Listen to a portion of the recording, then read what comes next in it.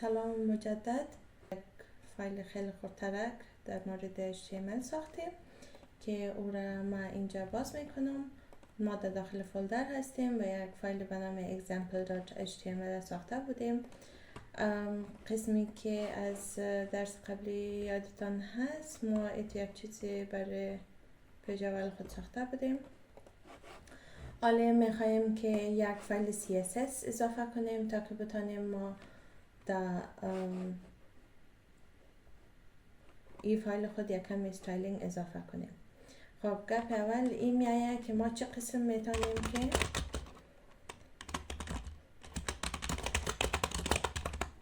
در داخل یک فایل HTML چه قسم ما یک فایل CSS اول لینک کنیم. پس بعد از او ما باید در این بخش اول میریم در داخل فولدر خود و اینجا یک نیو فایل جور میکنیم، نامش میمانیم style.css و انتر و فایل ما فعلا ساخته شده. خب یک دفعه در مورد CSS گپ میزنیم. قسمی که گفتیم HTML فقط بادی یک وبسایت جور میکنه یا بادی یک وب پیج فقط تکست یا تیبلز و چیزایش، ولی اگر بخوایم استایلینگ انجام بدیم و بعضی دیزاینینگ انجام بدیم پس همیشه نیاز به CSS داریم که داخل CSS ما میشه که از چند چیز استفاده کنیم. یکی هست که ما یک external CSS استفاده میکنیم، یعنی که فایل HTML تان جدا هست و فایل CSS تان جدا هست، ولی ما همچنان میتونیم داخل HTML هم زیر هر خط کدی که نوشته کردیم استایلش انجام بدیم و یا هم inline یعنی در داخل همون خط، ولی ما فعلا از external استفاده میکنیم به خاطر که در کل external CSS یک روش بهتر هست برای از این قدم بتانه یک فایل به راحتی بسازم. برای از که اول ما فایل example.html خود همراه style.css لینک کنیم. در بخش head میاییم و اینجا نوشته میکنیم لینک و این اتومات ما را میگه که چی هست، یک استایل شیت هست و این که ما فقط کفایت میکنه که رفرنسش را بتیم href یعنی رفرنس. شما در بخش لینک هم دیده بودین و فقط کار از این هست که شما را رفر کنه که شما در کجا فایلتان سیف کردگی هست و یا میخواین از کجا فایل بگیرین. ما اینجا میگیم style.css که یعنی فایل style.css ما در داخل فایل HTML هم قابل دسترس باشه. خب حالا ما شروع میکنیم بعد از اینکه بتانیم فایل HTML خدا یک کمی در داخلش تغییرات بیاریم. میریم در فایل style.css و اینجا بعضی از گلوبال ستایلز نوشته میکنیم. بعد از اینکه ما بتانیم در داخل CSS یا در داخل HTML همیشه کامنت نوشته کنیم. کامنت بعد از اینکه بعضی وقتا آدم کد نوشته میکنه ولی پس آن یادت میره که او کد برای چی نوشته کرده بودی. پس اگر در این صورت آدم کامنت نوشته کنه همراه کد خود، چند وقت بعد هم اگر شما کد خدا باز کنین بازم میبینین که اوکی من این خط کد برای چی نوشته کرده بودم. پس به همین خاطر ما اینجا مثلا یک کامنت نوشته میکنیم، میگیم global styles و فقط قسمی که میبینین امرای ستاره سلش شروع کرده امرای نمو خلاص میکنیم. این فقط یک کامنت هست و این فقط بر خود ما هست که ما بفهمیم چی کار انجام دادیم، ولی برای HTML یا CSS این هیچ فرق نمیکنه، بودن و نبودنش هیچی هست. پس اولین چیز قسمی که اینجا در بخش example قسمی که میبینین در example.html ما سکشن های مختلف داشتیم و هر چیز ما یک نام مخصوص دادیم. پس در یک سکشن که گفتیم بادی هست و در داخل سکشن بادی کل چیز وجود داره، کل چیزی که ضروری هست در داخل HTML اونمون سکشن اینجا هست و ما میخواییم که در داخل از این مثلا یک تغییراتی را ایجاد کنیم. پس بادی نوشته میکنیم و اوکی بادی نوشته کرده و یک علامت قوس باز میکنیم و بعضی چیزایی که مثلا ما میتونیم در داخل CSS یک کمی استایل کنیم این هست که ما مثلا فونت is this not correct? Okay. So مثلا میتونیم فونت تغییر بدیم. مثلا میگم فونت فامیلی ما چی باشه. مثلا خیلی از فونت هایی که معمولا استفاده میشه اریال، هلوتیکا و سانس سریف هست. ما هم میتونیم اینمی رو انتخاب کنیم که این برای ما نشان میده که ما ستایل تکست چه قسم باشه. و بعد از اون چیز دیگه ای که میتونیم نوشته کنیم لاین هایت هست که ما قد خط ما رو برای ما نشان میده. و مثلا ما اینجا یک 1.6 انتخاب میکنم با حیث قد. و بعد از اون چیز دیگه به نام مارجین داریم که مارجین اما فاصله هست بین جایی که تکستتان خلاص میشه و جایی که ویندویتان اوپن میشه شروع میشه. ما اینجا مارجین از 0 میمانیم. و بعد از این مثلا چیز دیگه به نام پدینگ داریم که ما اینا رو براتون اکسپلین میکنم. پدینگ هم 0 میمانیم. و بعد از این بک‌گراند کلر هست که بک‌گراند کلر مثلا ما میتونیم هر رنگی که خواسته باشیم انتخاب کنیم. در این صورت ما میتونیم از یک کد استفاده کنیم. مثلا ما اگر یک کد رندوم بگیرم مثلا F4 F6 و F8 که این میشه رنگ سفید، ولی شما میتونید از هر رنگ استفاده کنید. من فعلا فکر میکنم که سفید یک رنگ خوبی نیست، به خاطر که ما میخوایم که ببینیم که چه قسم یک رنگ هست.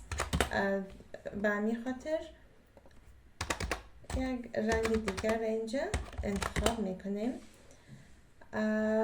مثلا پینک یا کریم.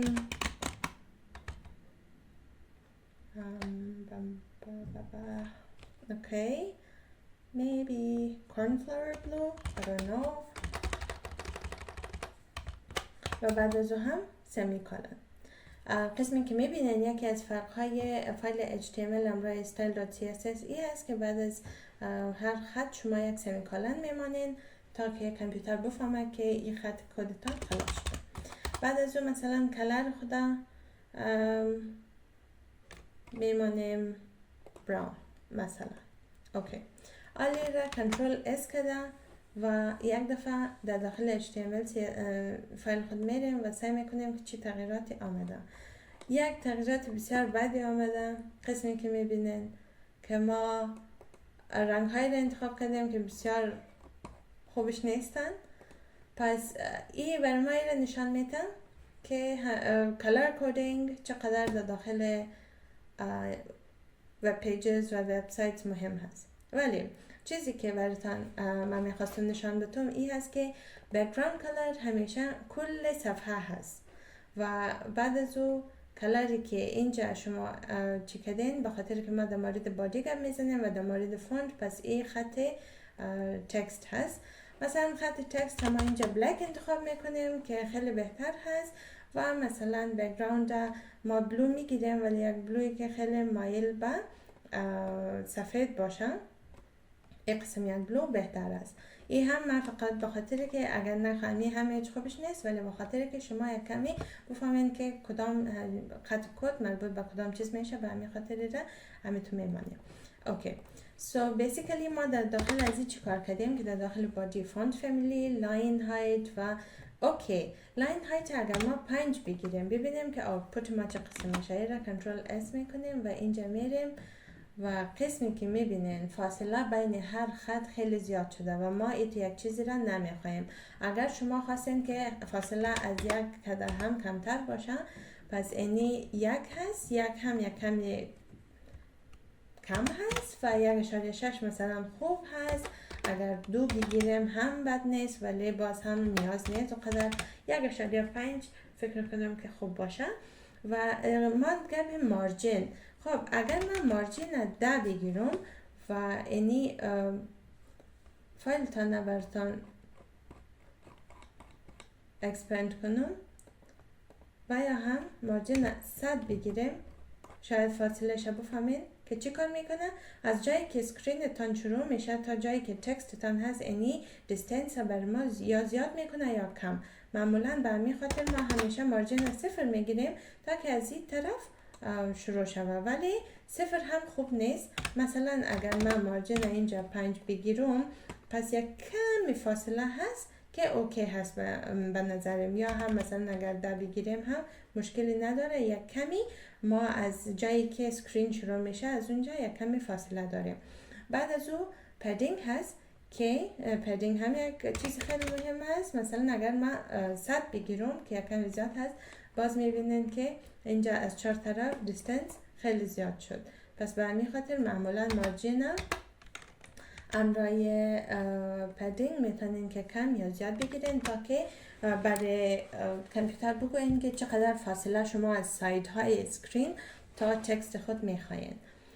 اوکی، این را فعلا کلوز میکنیم. دوباره در داخل style.css خود میریم. بخش بادی را مثلا ما انجام دادیم. بعد از دوباره یک دانه کامنت اینجا میگیریم و اینجا در بجای global styles قسم مثلا میمانیم که بخش چی هست؟ بخش هیدر خدا ما میخوایم استایل کنیم.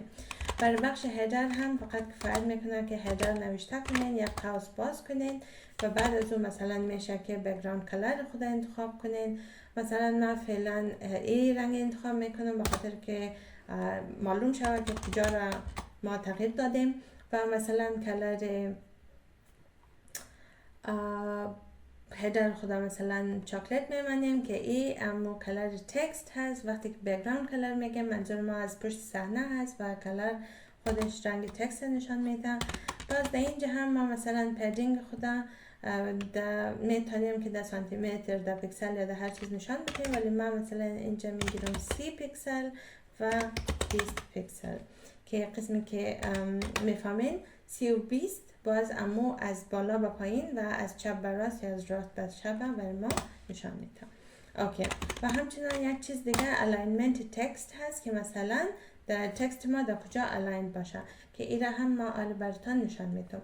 سو بیسیکلی ما در داخل هیدر چیکار کردیم؟ چی تغییرات آوردیم که بک‌گراند کلر چنج کردیم، کلر تکست، پدینگ چنج کردیم و تکست الاین یا اما جهت تکست که از کجا در کجا باشه. بعد از او در داخل فایل خود اگر سعی کنیم، در داخل هیدر ما یک H1 بود و یک P بود که ما میتونیم که هیدر خود امرای هدینگ خود امرای پاراگراف جداگانه استایل کنیم. پس به همین خاطر ما اول نوشته میکنیم هیدر و بعد از او H1 نوشته میکنیم به خاطر که ما میخوایم فقط اینی بخش H1 ما استایل شود. پس در اینجا H1 نوشته که قوس باز میکنیم و در اینجا مثلا مارجین خدا نوشته میکنیم 0 که این هم ما براتون پسان تغییر میتونم تا که شما ببینین که 0 چه قسم تغییر میاره و یا اگر زیادتر باشه چی. خب دوباره قسمی که گفتیم در داخل بخش هیدر ما دو چیز بود، یکی H1 و یکی P و ما میخوایم ما نمو پاراگرافی که داخل هیدر هست او را استایل کنیم. پس اینجا در داخل هیدر P میاییم و اینجا نوشته میکنیم که مارجینش مثلا از تاپ یعنی فاصله از سکرین از تاپ چقدر باشه، مثلا این را من 10 پیکسل و سایز فونت چقدر باشه که مثلا میخواین فونتتان در روی صفحه تان کلان باشه یا کم که این را ما از طریق مثلا اینجا میگیریم EM. اوکی و قسمی که گفتیم PX پیکسل EM اینا کل واحدهایی هستن که از طریق از اینا ما میتونیم استایلینگ انجام بدیم. خب آلی ای را سیف کردیم و قسمی که میبینین بخش بادی را چنج کردیم، بخش هیدر آلی میاییم و آوتپوت خدا میبینیم. در آوتپوت ما قسمی که میبینین یعنی بخش هیدر هست که بک‌گراندش سبز زدیم و تکستش سرخ که بسیار بسیار بد نبود معلوم میشه، ولی خب حداقل میفهمیم که ما در کجا تغییرات آوردیم. حالا ببینین اینی فاصله ای که در هر 4 طرف وجود داره از طرف اسکرین اینمی در داخل کد ما اینمی مارجین هایی هست که ما اینا را تغییر دادیم.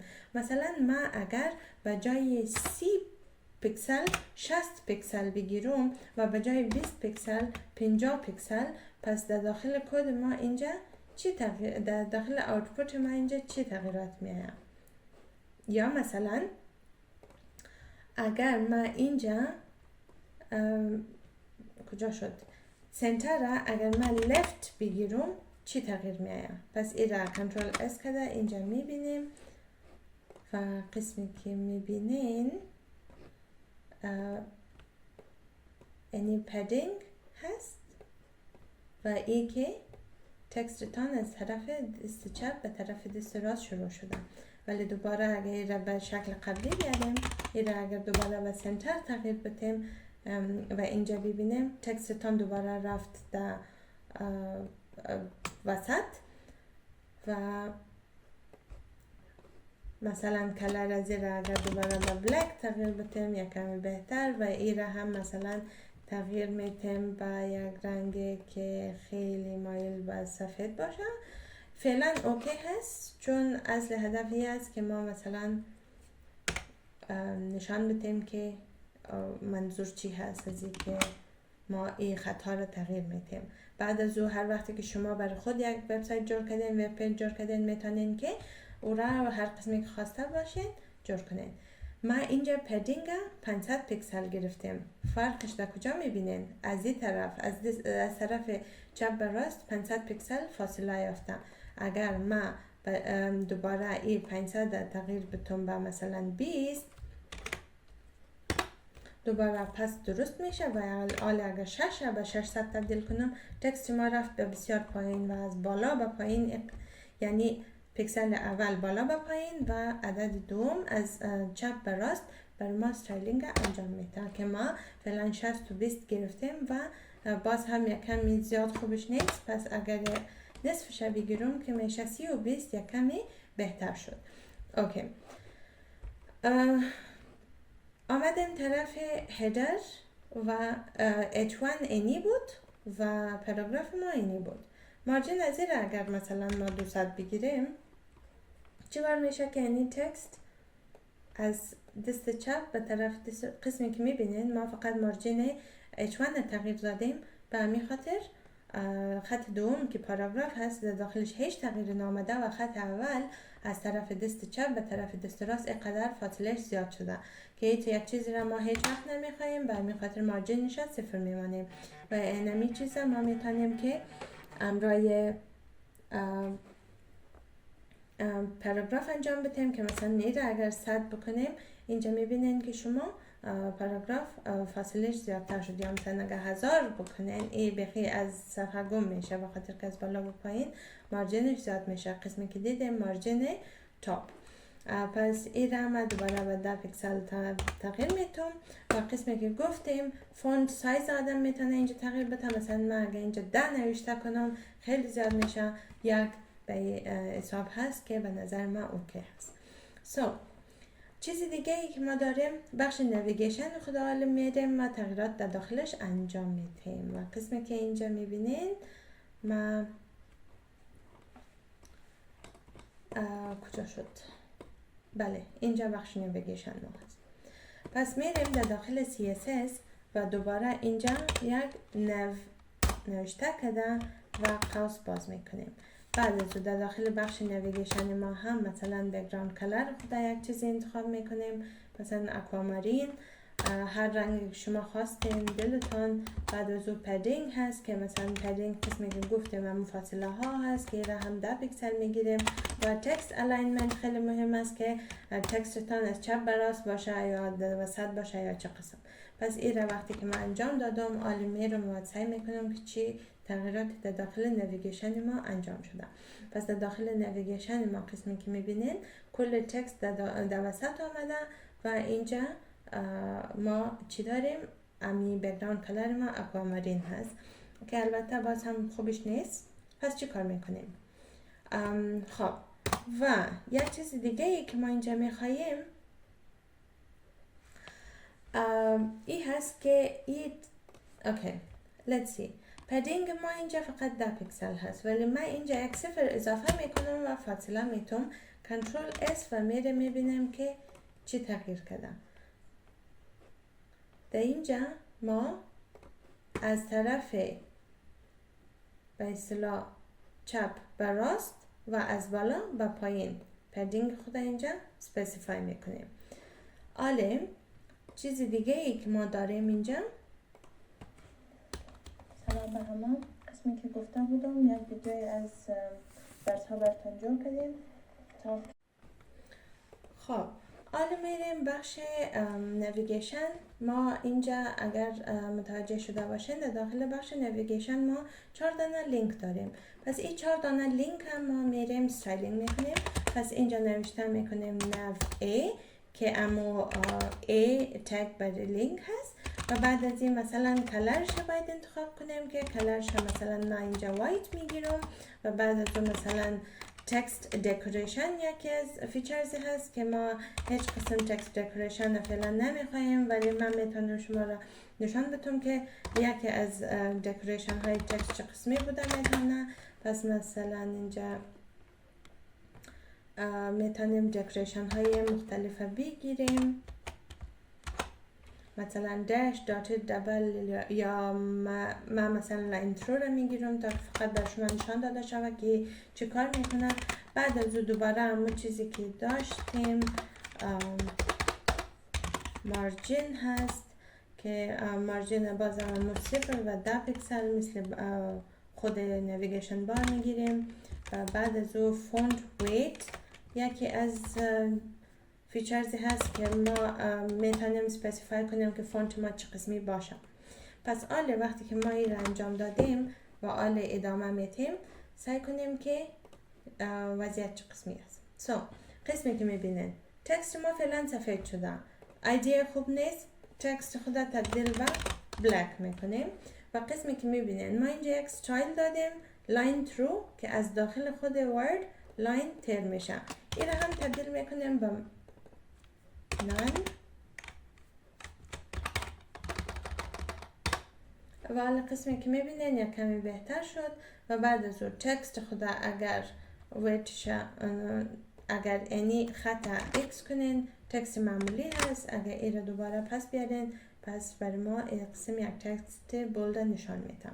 و بعد از اون چیز دیگه ای که ما میتونیم اینجا اضافه کنیم این هست که وقتی که امین نویگیشن ما لینک رویش اگر یک اکشن به نام هاور انجام شود. هاور چی است؟ یعنی وقتی که روی از یک کلیک میکنیم، مثلا حالا ببینین شما من روی از این بخش که میایم ماوس من تبدیل به یک تیر میشه، علامت تیر، ولی اینجا که میایم یک علامت دست میایم. پس این هاور برای ما چی باشه که ما میتونیم این خود ما دیزاین کنیم که چه قسمی ما این را میخوایم.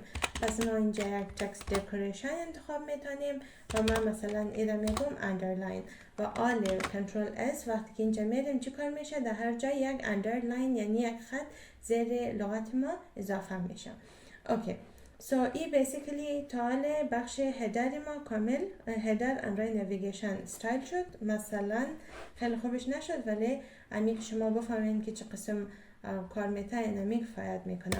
بخش دیگه ای که در داخل فایل خود ما داریم بعد از یک نویگیشن خلاص شد سکشن های مختلف هست. پس ما چی کار میکنیم که اینجا نوشته میکنیم سکشن و اینجا مثلا چیزی که نوشته میکنیم مکس ویت یعنی مکسیمم چقدر بر داشته باشه. پس مثلا میگیم مکسیمم 900 پیکسل و مثلا مارجینش چند باشه، مثلا 30 پیکسل باشه و همچنان اتوماتیک که هر قسم دیوایسی که در داخلش ما را یوز کنیم خودش مطابق اون دیوایس سایز خودت تغییر بده به همین خاطر اتوماتیک. و بعد از اون مثلا پیجینگش هم زیاد نباشه، فقط 20 پیکسل باشه. بک‌گراند کلرش هم میتونیم انتخاب کنیم که مثلا سفید باشه و همچنان میتونیم که بوردر ریدیوسش انتخاب کنیم که یعنی همون بوردرش چقدر چی باشه و اصلا ریدیوس داشته باشه. I don't know که ریدیوس به فارسی چی میگن، یک لحظه. ریدیوس شعاع اوکی. basically ما سکشن فعلا تغییر دادیم. این را کنترل اس کده دوباره میریم آوتپوت خود میبینیم و قسمی که میبینین یعنی شعاعش راوند کردیم به اندازه 5 پیکسل و همچنان قسمی که میبینین it's okay. ولی خوبیشی است که به خاطر که ما سکشن استایل کردیم و همین خاطر شما سکشن اینجا میبینین هر سکشن به شکل جداگانه. اوکی این را دوباره بسته میکنیم و بعد از این میاییم در بخش سکشن H2 و H2 به خاطر که ما در داخل سکشن یکی H2 داریم و یکی هم پاراگراف. پس H2 خدا اول اینجا دیزاین میکنیم. اول ما باردر خدا مثلا میگم باردر باتم 2 پیکسل باشه و مثلا سالید باشه، یعنی که رنگش سالید باشه و رنگش مثلا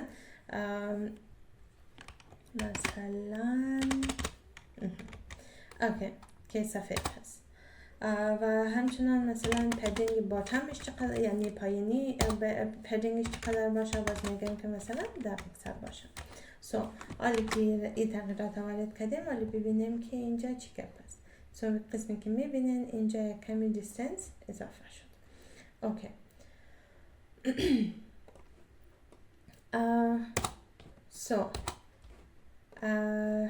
I'm not sure if I showed you، لیکن H2 قسمی معلوم میشاله در هر سکشن هم یک دیزاین داره فعلا. بعد از اون میریم در داخل چیز دیگه ای که داشتیم که unordered و ordered list ما بود. اگه اینجا ببینین ما 2 دانه لیست داشتیم، پس میریم او را دیزاین میکنیم.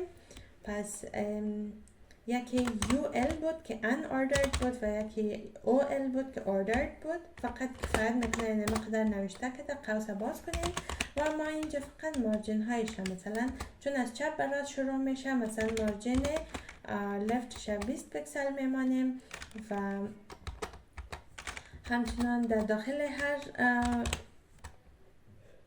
لیست ordered یا unordered لیست یا چیز دیگه به نام LI بود که خود مو آیتم های داخل لیست بود که ایره هم ما مثلا مارجین باتم میشه میمانیم 8 پیکسل.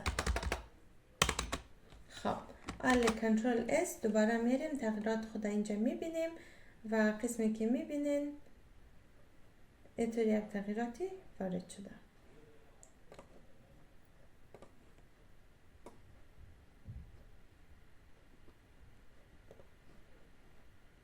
و بعد از اینکه من شما رو نشان بتونم، مثلا من رنگ زیر تغییر میتونم اینجا میریم اینجا سعی میکنیم و قسمی که میبینین جایی که ما مثلا فعلا تغییرات آوردیم او در این سکشن بوده، ولی من ایره پس در وایت تبدیل میکنم یا خیر است هم تو باشم. اوکی. بخش دیگه ای که داریم ما قسمی که گفتیم وقتی که اینجا سکیلز خدا ما لیست های خدا خلاص کردیم یک تگ دیگه به نام آرتیکل استفاده کرده بودیم. پس من میایم اینجا تگ آرتیکل و اینجا هم مارجین زیرم تغییر میدیم. مارجین باتم میشه مثلا میگیریم 20 پیکسل، پدینگش میگیریم 15 پیکسل و همچنان قسمی که گفت اون مارجین و پدینگ نامی فاصله از خود سکرین تا جایی که تکستتان شروع میشه اونمو جای هست. اوکی. چیز دیگه ای که داریم ما باردر هست که باردرش چقدر باشه. اینجا مثلا ما یک دفعه میگیریم 1 پیکسل سالید و رنگش رد میمانیم تا که شما ببینین که چه قسمی هست و بعد از اون هم باردر ریدیاس هست که مثلا ایرا ما میمانیم 5 پیکسل. اوکی. حالا چون اقدر تغییرات آورده میریم و میبینیم که در کجا تغییرات آمده و ما چون در بخش آرتیکل تغییرات آورده بودیم اینجا برای ما باردر به رنگ سرخ برای هر کدام یکی از در داخل پروژکت قسمی که اینجا در دست چپ میبینید یک دانه آرتیکل داشتیم My First Web Page و یک آرتیکل دیگه به نام Simple Contact Form که هر دویشان فعلا به خاطر از این خطی که ما اینجا اضافه کردیم باردر چی کار شده؟ باردر دارن و باردر ریدیاس انمی کنجکای از اینجا هست که به شکل گرد 5 پیکسل گرد هست یا مثلا اگه من تبدیل به 50% کنم یعنی طور یک چیزی داره تشکیل میشه یا اگر 2 پیکسل کنم بیشتر شباهت به یک شکل مربع شکل داره. پس هر قسمی که شما خواسته باشین میتونین اون قسم دیزاین کنین و جور کنینش. اوکی. بیسیکلی ما تا حال تانستیم که آرتیکل های خود در داخل باکسز یا باردرز بانیم و در داخل آرتیکل ما یک هیدر هم بود. اگه اینجا ببینین در داخل آرتیکل ما H3 هست، P هست و A هست، یعنی لینک، پاراگراف و یک دانه هیدینگ. پس ما اول آرتیکل نوشته میکنیم چون امو خود هدر ما هست و در داخل آرتیکل ما یک چیزی به نام H3 بود. ما فقط اینجا همه مارجینش درست میکنیم و میگیم 0. اگر شما ایره بپرسن که خب بیزم 0 هست، من چرا اینجا نوشته میکنم؟ به خاطر که بعضی وقتا براوزرها و غیره وقتی که وب پیج باز میکنن از دل خود یک مارجین میتن و یک شما از اول نوشتن نکرده باشین که مارجین چقدر هست، او را براوزر اتومات از دل خود یک چیز دیگه میگیره که امکان داره بعضی وقتا در وب سایتتان چه قسم معلوم میشه شاید یک تغییر منفی بیاره. به همین خاطر همیشه خوب است که ما اینجا مخصوص حتی اگر 0 هم باشه نوشته کنیم که مارجین ها چقدر است. بعد از او در داخل بخش آرتیکل ما لینک هم وجود داشت. پس ما اون لینک آل استایل میکنیم. اول کلرش انتخاب میکنیم که مثلا ما کلرش بلو میگیرم یا بلو نگیریم. let's take another color. مثلا پینک میگیریم و بعد از او اینجا تکست دکوریشن داریم که تکستش چه قسم باشه و قسمی که گفتم. اینجا هم نان میگیریم و فونت ویت خدا میشه که ما انتخاب کنیم که فونت ویت خدا هم ما اینجا مثلا میگیریم بولد که یک کمی اما لینک ها یک کمی کلانتر بر ما نشان داده شود. قسمی که میبینین اینجا دو دانه لینک هست، رنگش پینک و یک کمی بولد هستن. اوکی so این شد لینک ما. البته اینی H3 بود. اگر شما خواسته باشین میتونین که اینجا هم یک کلر انتخاب کنین، مثلا بگوین کلرش تغییر کنه، میشه که تغییر کنه. هر قسمی که شما خواسته باشین میتونین که از فیچرز CSS استفاده کنه و دیزاینینگ خود انجام بدین. بعد از این خب اما آرتیکل H3 و آرتیکل A شد. خوب شد. حالا ما میخوایم که وقتی که ما روی نظیر لینک اینتو بیایم مثل بالا که اینجا در روی لینک میایم و یک خط زیرش میایم، میخوایم انمو افکت اینجا هم باشه. پس میایم اینجا نوشته میکنم آرتیکل A و نقطه هاور یعنی وقتی ماوس خود رویش قرار میتیم چه کار انجام شود. و اینجا چه کار میکنیم؟ نوشته میکنیم مثلا تکست دکوریشن ما اندرلاین باشه که باعث میشه وقتی که شما روی ازی بیاین تو زیرش یک خط کشیده شود. اوکی و چیز آخر ما که مانده یعنی کانتکت فرم ما هست که این را هم ما جور میکنیم. نوشته میکنم فرم و در داخل ازی مثلا مکس ویدت که امی بعدش مکسیمم چقدر باشه، مثلا میگیریم 500 پیکسل باشه و بعد از او و این فرم اینی بخش بر ما نشان میده کل نمی بخش، نه تنها فقط اینجا را. فرم خود ما ویدتش مثلا گرفتیم. بعد از اون مثلا میشه که لیبل خدا بگیریم. قسمی گفتیم لیبل ما اینی نا هستن و لیبل خدا مثلا ما فقط چیکار میکنیم که یک کمی اما فونت ویت خدا تغییر میدیم که یک کمی تیره‌تر باشه.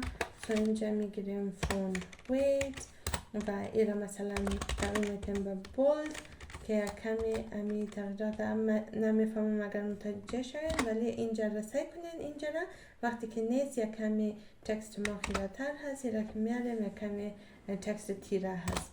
اوکی چیز دیگه ای که داریم این input boxes هست. پس نوشته میکنیم input کاما و text area که ما میخوایم این دیزاین که ما اینجا فعلا نوشته میکنیم هم برای از دو باکس باشه و هم برای از باکس کلان. پس هر دویش نوشته که در قوس باز میکنیم. آله اینجا ویدتش هم میگیم. به خاطر از این ما این سه دانه را یک جای میگیریم تا که کلگیشان همه تو به شکل یونیفرم یک قسم ستایل داشته باشه. پس مثلا ویدتش اینجا ما میگیریم 100% که 100% یعنی فرم پر کنن. یک قسمی خیلی بهتر معلوم میشن.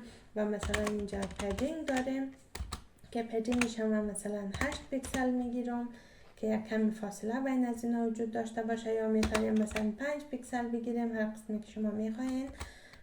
بعد از اون مثلا از بالا با پایین چقدر مارجین داشته باشه، این رو میتونیم که اینجا مثلا 5 پیکسل بگیریم که فاصله از این باکس امرای از این لیبل یا نیم یک کمی زیادتر شود.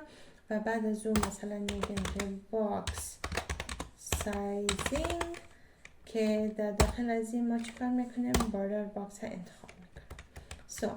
فعلا وضعیت فرم ما قسمی هست و حالا ما در داخل اینپوت و تکست ایریا چون اردویشان یک جای گرفتیم بعضی تغییرات آوردیم، ولی ما میخوایم که اینی بتن هم یک کمی در داخلش تغییرات بیاید. پس میریم اینجا اینپوت نوشته میکنیم، ولی خیلی مهم است اگر من اینجا تنها اینپوت نوشته کنم دیگه چیزا هم تغییر میکنم. مثلا من اینجا اینپوت نوشته میکنم و میگم بک‌گراند کالر مثلا بلک. این باعث شده که بک‌گراند کالر کل از اینا چون کلش اما یک نوع تگ هست کلگیشان بک‌گراندشان بلک شود. ولی اگر من نوشته کنم اینپوت و در رو بر رویش یک قوس بتون و نوشته کنم type is equal to، ببینید اینجا اگر توجه شده باشین ما قسمی که اینجا نشان داده بودم وقتی که ما فرم جور میکردیم اینپوت اینجا یک چیزی به نام تایپ نوشته میکردیم و اینمی تایپ خیلی مهم است چون مثلا اینی بتن آخر که داشتیم تایپش سابمیت بود و اگر من اینجا تایپ سابمیت نوشته کنم باید اونمو چی تغییر کنه، فقط اونمو بتن آخر تغییر کنه و دیگرها تغییر نکنه. ما اینجا میرم تایپ سابمیت و اینجا قوس خود این قوس ها که باز کرده بودیم این قوس ها بسته میکنیم و حالی میبینیم که با وجود که ای و ای ارسیشان یک قسم فایل یک قسم تگ هستن ولی باز هم فقط یک دانش رنگش تغییر کردم که البته من نمیخوایم رنگ ازی مثلا ای تو یک رنگ باشه و میخاطر تغییر میتیم و رنگ آبی ای که آبی نشد. اوکی دوسی سری اوکی آله یکم بهتر شد. اوکی یا شما میتونید اینجا کلیک کنین و اگر شید آبی خوشتان نمیایه یک شید دیگه ای را انتخاب کنین.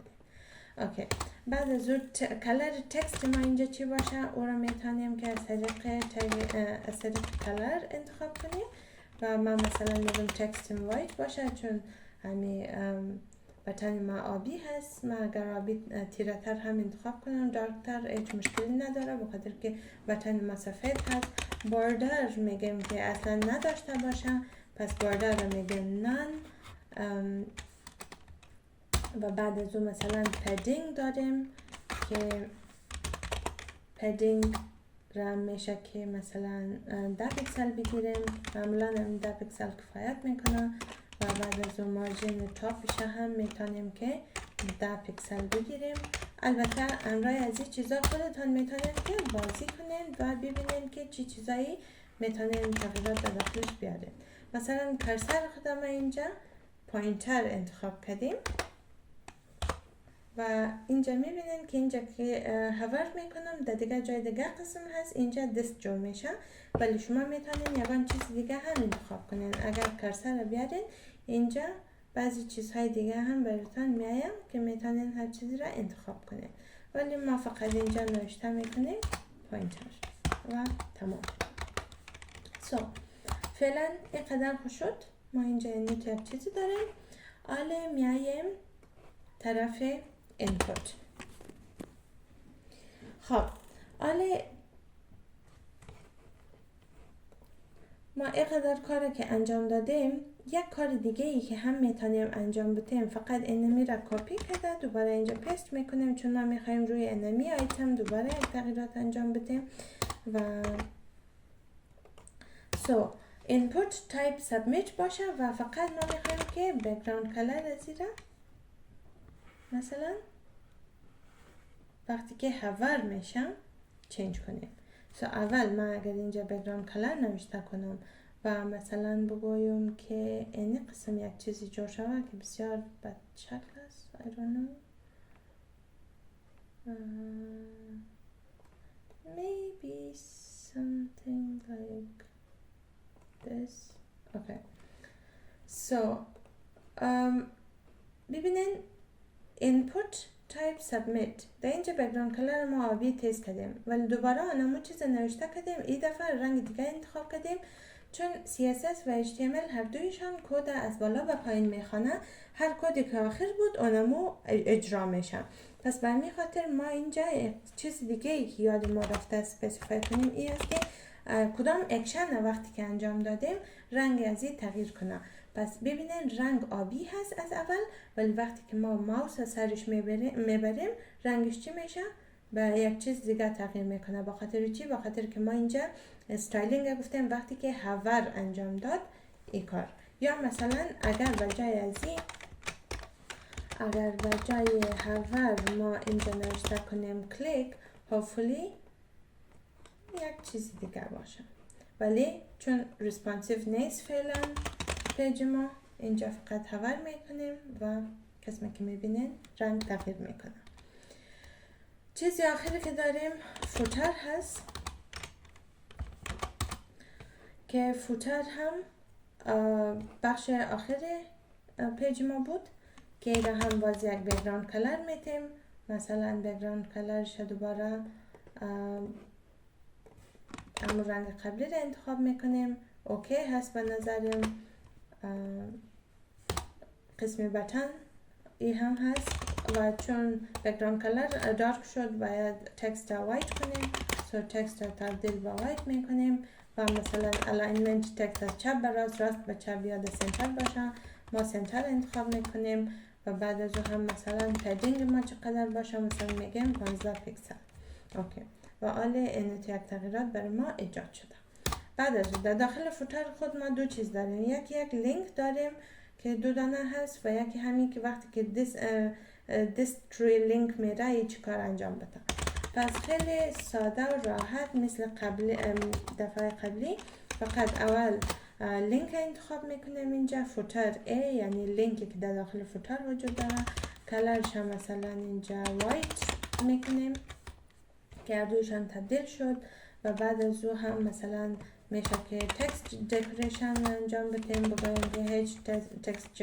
دکوریشن در کار ما نیست و بعد از او فوتر خدا ای را دوباره انتخاب کنیم ولی این دفعه من میخوایم که وقتی که ماوس سرش رفت چه کار شود پس اینجا ما اکشن هاور را دوباره انتخاب کرده دوباره قوس باز کرده تکست دکوریشن انجام میدیم و بعد از او اینجا میگم که چی کار شود اندرلاین شود و آل وقتی که من دست روی لینک میبرم برای من اینجا اندرلاین میشه پس